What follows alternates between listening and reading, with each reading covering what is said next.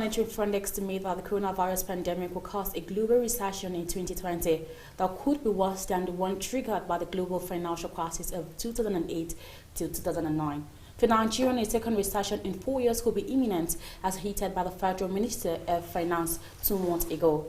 In 2016, it was incomplete and belated response to the oil price crash that was triggered. In 2020, the trigger is COVID-19, and primitive measures on the part of the monetary and fiscal authorities will more than likely not be enough to solve the looming threat. Thanks for joining us today on TV and Business Daily. I am Chiwendi Osisiagu, and today we shall be discussing on Nigerian's economy, grumbling oil prices, and impending recession. Our guest today is here in the studio. She is engineer Shamsia Ahmed, who will be discussing on these issues and more. But before we proceed, let's look at the business stories making headlines. My name is Chiwendi Osisiagu, presenter at Television Nigerian Business Daily. In a globalizing world, ours is to keep you engaged, informed, and educated on contemporary happenings in the business world. We therefore command a special audience of business-minded viewers who are eager to know more about business. I mean, your business. Why don't you take advantage of our special affordable offer to let the world know about your concepts, your goods, and of course, your services? You can call us on 080-3071-6959 or 070-3234-9054. You can also visit us at Television Nigerian in Guzapi, Abuja, and follow us on all the social media handles on Facebook, YouTube, and of course, on Twitter at Television Nigerian. Your business is our concern.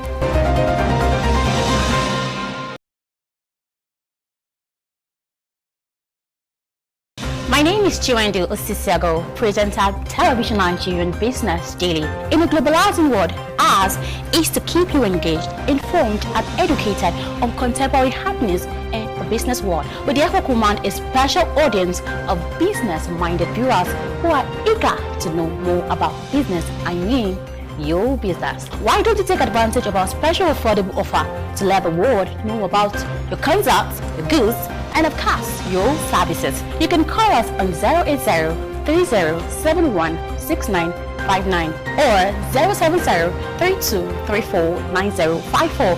You can also visit us at Television Nigerian in Guzapi, Abuja, and follow us on all the social media handles on Facebook, YouTube, and of course, on Twitter at Television Nigerian. Your business is our concern.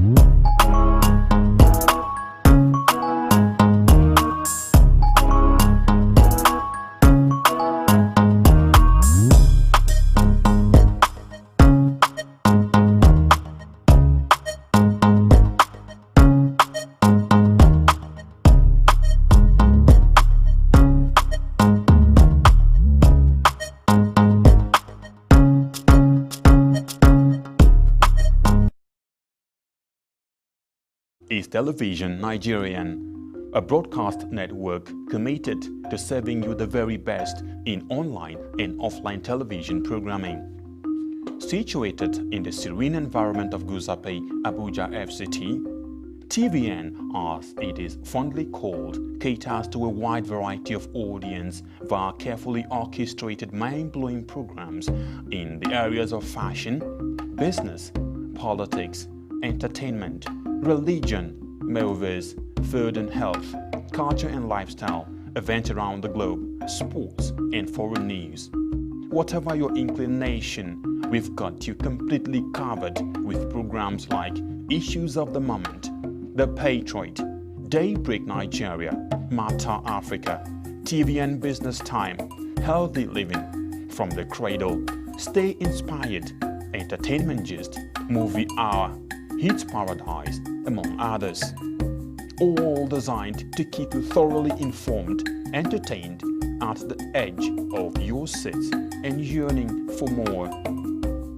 A tour around our domain will reveal a highly dedicated staff force and a state-of-the-art facility and equipment for high-definition quality broadcast making our station your #1 choice in advertising your business and property.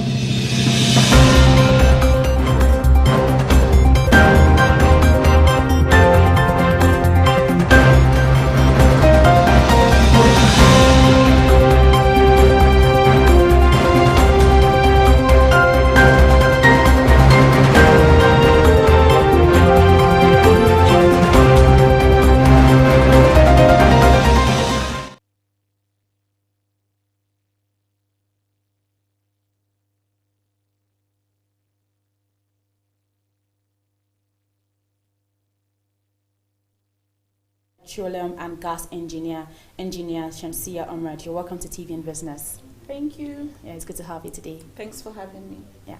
Okay, let's speak on the recession now in Nigeria.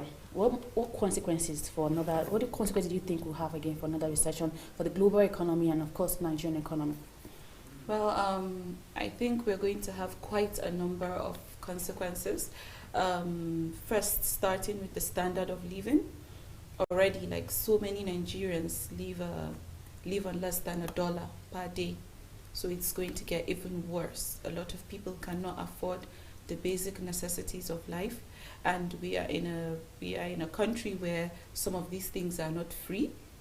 You understand? So they wouldn't be able to afford food, healthcare, basic education. So basically, the standard of living is going to depreciate a lot. I think that's one of the first huge impacts of a recession. Another one I can possibly think of right now is entrepreneurship.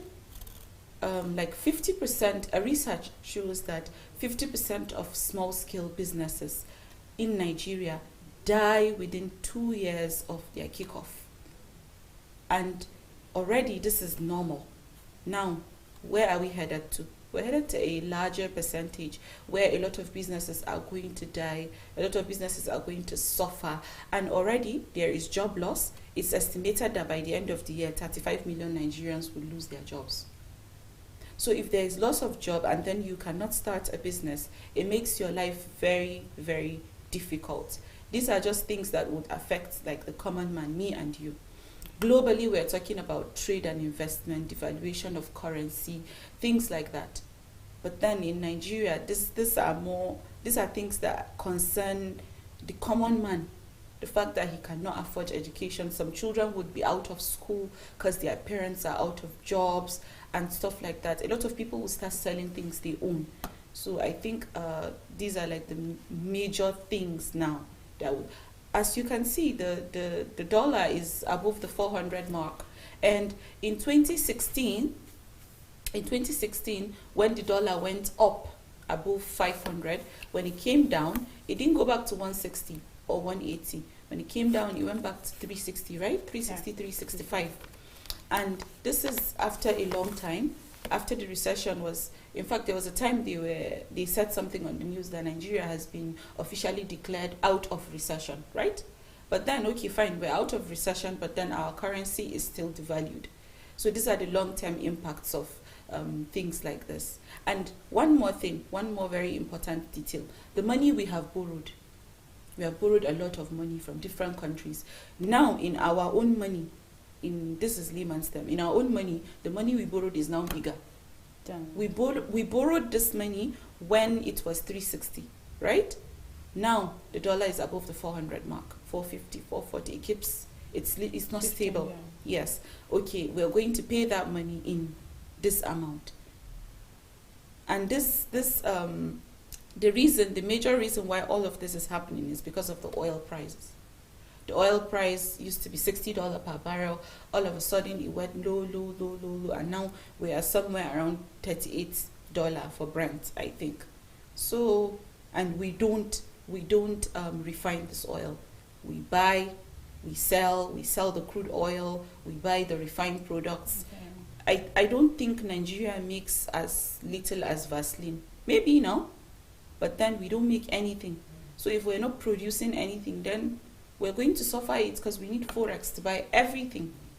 Okay, looking at Nigeria as a country, Nigeria is still borrowing money. What are the implications of Nigerians still borrowing money from other countries?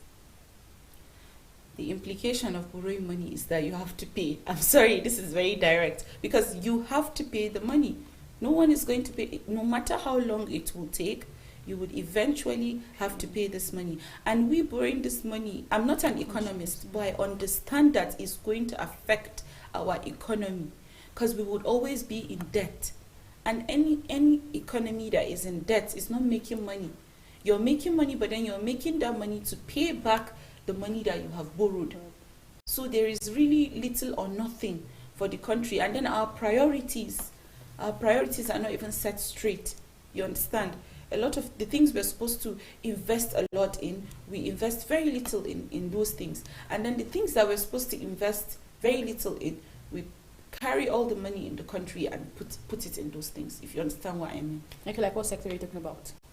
Well, basically, we should invest more in our agricultural sector. First of all, we should invest more in, this may not sound very interesting, but do you know Nigeria could actually invest in tourism?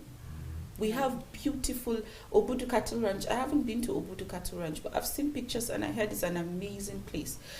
There are places in Europe that you visit, and then it's talked about so much, and then when you go there, you're like, okay, I'm still looking for this place, because it's not that big of a deal. And we have so many places that in Nigeria we can make a place for tourists to visit and have a look at our country and see Nigeria. You understand what I'm trying to say? So we can invest in tourism. But how do you invest in tourism in a country that is not even safe? There is no security. So if someone, right now, everyone thinks outside the world, they don't know where Maiduguri is. As far as they are concerned, or Zamfara, or wherever that the killings are happening, the only thing they know is Nigeria. So as far as they are concerned, the people of Nigeria are being slaughtered. You understand what I mean? So nobody wants to come here. Nobody wants to come here and even visit, because it's not safe. Yeah. So we have to invest in security. It's a whole chain of so many things we have to follow up one after the other. Okay. Invest in security, invest in tourism, manufacturing, agriculture, biotechnology, and even in the oil sector, there is a loophole for diversification. Aside the fact that we need to start refining ourselves, we need to start making these byproducts, the engine oil, Vaseline, all the byproducts of crude oil, we need to start making them ourselves. Aside those, we need to explore other forms of petroleum. Nigeria actually has about 328, I'm not very sure, this is Googleable information, 328 trillion cubic feet of shale gas. And it's a form of gas that it's cleaner than the gas gotten from crude oil. It's called a transition fuel, basically. It's cleaner than the gas gotten from crude oil, and we have it in abundance, and none of it has been explored yet. So even in the oil sector, there is still so much for Nigeria. Okay. And even outside the oil sector, there are a lot of things. Malaysia, I would always use this example every day. Malaysia came to Nigeria to pick palm kernel seeds, right? They did that, and right now, Malaysia is the largest exporter of palm oil in the world. And they picked, in fact, when you get, I haven't been to Malaysia, but I was told that when you get to Malaysia, at some point you would literally see, when the plane is trying to land, you would literally see the plantation, the palm plantation, and it's so beautiful. So we need to just wake up. I don't know. And when you try to do it on your own in Nigeria, most times it doesn't even work, because the policies are not convenient. They don't help the common man. You understand? The access to business, to entrepreneurship is difficult. You can only try and keep trying, but then most times it's a tug of war. It's difficult to survive. And so what do you think the government can actually do in this area to help things easy for people? Well, I feel, first of all, the government can assist. Well, they are doing a little, especially with the taxes. There's a certain amount of tax now that you pay if your business is still within this mark to this mark, if you understand what I mean. Like I said earlier, I'm not really an economist, so I don't know the exact figures. They could do more of that, and there could also be relief funds. There could be access to 0% loans. These are monies that will be paid back, but then 0% interest loans. Sorry, my bad. 0% interest loans. These are monies that will be paid back. But if you're paying it with little or no interest, it will be easier for your business to thrive. If you understand what I mean. Electricity also, it's very important to have better electricity, because electricity helps your business. Most businesses depend on electricity. And the reason why the small and medium scale businesses die, according to that research I mentioned earlier, the major reason causing it is electricity. Wow. Okay, so any fall in oil price affect Nigerian economy? Is it not time for us to diversify our economy now? Of course, it's been time ever since. It's the time is now, then, forever. We need to diversify as soon as possible. And if we insist that we are not going to diversify, then we need to stop exporting crude oil, refine it, use it, and then we would be able to have, and sell it as well. Then we will be able to have this foreign currency to ourselves. But by the time we are exporting crude oil and importing the products, basically we're left with little or nothing. Okay. And at the moment, I think the last time I checked, which was like a year ago, that I had this information because I was writing a paper then. 18% of Nigeria's economical gain, or how would I put it now? I don't know the right words to use, but 18% of what we get as a country comes from petroleum, which I think is rather okay at the moment. So we need to do more. Even in the petroleum sector, there's a lot to be done. We need to invest. We have vast land. We can invest in agriculture. We can invest in manufacturing. Even cotton wool is a very, very good, because we wear clothes every day. They get old, we wear new ones. So we can invest in cotton. We can invest in so many things. Solid minerals, actually. We have a Ministry of Solid Minerals. They could look into this, and let's start mining our minerals and exporting them. Yeah, so many things we can do apart from... I'm a petroleum engineer, so I wouldn't like to go into, okay, I understand. Other things. Okay, with the trigger of this COVID-19 on different, for the recession, so what other sectors do you think will be affected most? The recession, COVID-19, I honestly feel like, aside the oil sector, the major sector that is going to be affected with COVID-19 is the economy. It's going to puncture the economy. We are going to have loopholes so much, because we didn't go to work for 3 months. We were at home. Nigeria has lost a lot of money during that period. So, and these are monies that we would hardly ever regain, but then we can only keep crawling slowly. And then there was no use of diesel, gas, aviation fuel and all. I think that was what made the crude oil prices very, very, very low. And let me give you an example when it comes to oil mining and all what have you. Saudi hardly loses whenever oil prices go down, because they have so many facilities when it comes to refining, and their oil is sweet. They call it sweet oil. It doesn't really have as many impurities as others. Nigeria's oil is actually sweet as well. But then they have these things on ground. They do everything themselves. I think to refine, I'm not very sure of this figure, but I think to refine a barrel of crude in Saudi is around $15. I'm not very sure. Is that 5 or 15? So if they are doing it at this price, no matter the way that crude oil goes down, they would always gain. Okay. So this is what Nigeria should do in such a way that we can chest the blow to a certain extent.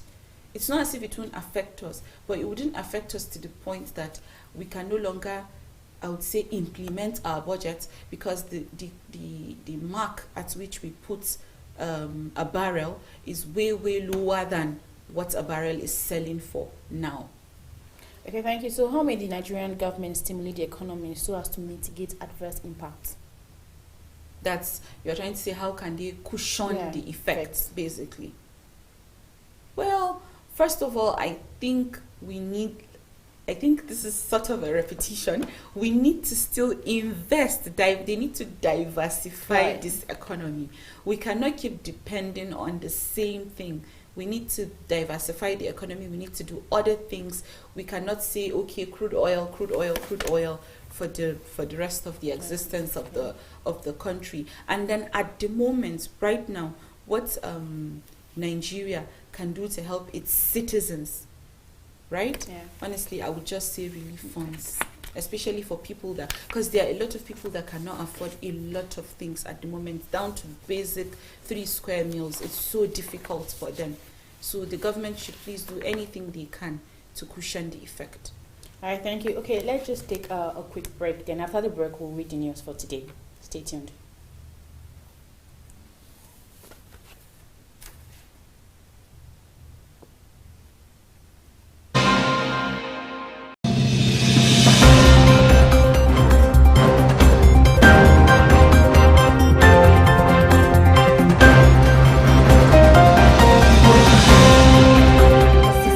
Presenter Television Nigerian Business Daily. In a globalizing world, ours is to keep you engaged, informed, and educated on contemporary happenings in the business world. We therefore command a special audience of business-minded viewers who are eager to know more about business. I mean, your business. Why don't you take advantage of our special affordable offer to let the world know about your concepts, your goods, and of course, your services? You can call us on 080-3071-6959 or 070-3234-9054. You can also visit us at Television Nigerian in Guzapi, Abuja, and follow us on all the social media handles on Facebook, YouTube, and of course on Twitter at Television Nigerian. Your business is our concern.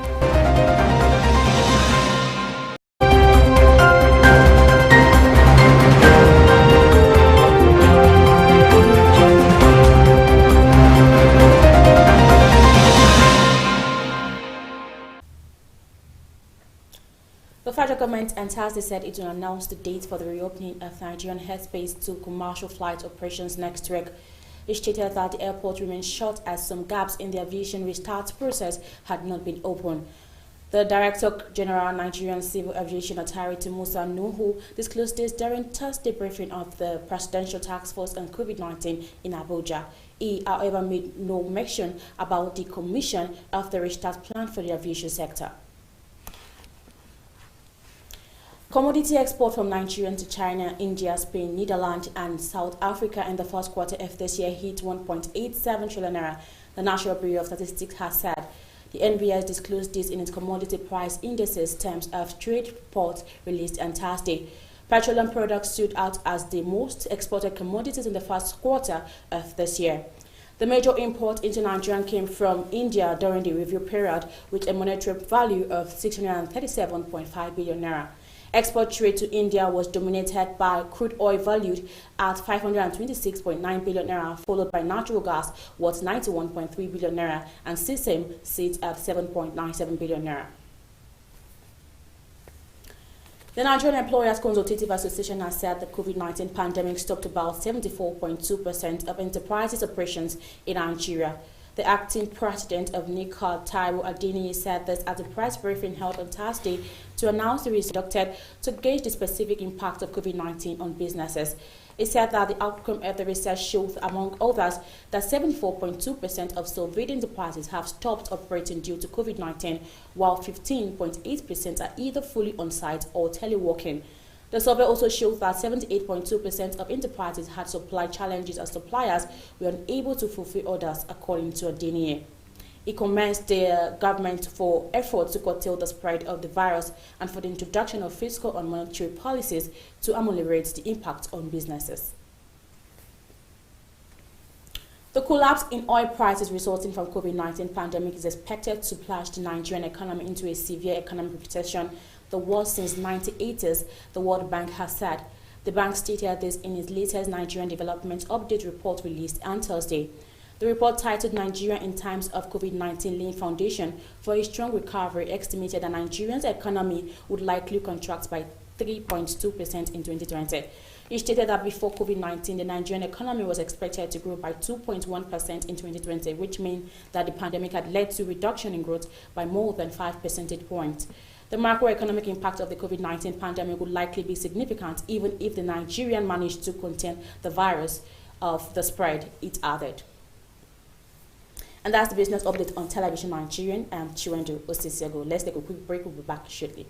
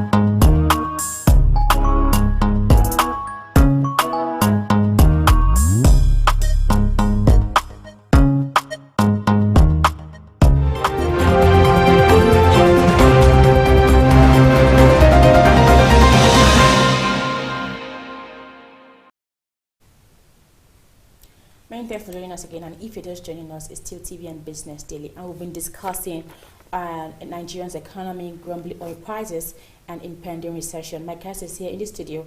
She is a petroleum and gas engineer, Engineer Shamsia Ahmed. Okay, my next question for you is that how long will this crisis of the impending recession likely last? Well, we're looking at, if we're very optimistic, and if it's very short, maybe a year. Because the last time the country went into recession, I think it lasted about 2.5, 3 years, thereabout. So I would say let's not be too hopeful. However, let's work towards ending it. Okay. Yeah. So I think we should focus more on the things we can do to end this recession.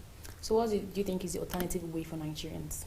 The alternative way for Nigerians is diversification. Like I said earlier, we really need to diversify our economy. And as for us, the Nigerians ourselves, it's okay to want to work for the government or want to have like a good paying job and all what have you, but I don't think it's okay to continue to wait for that job.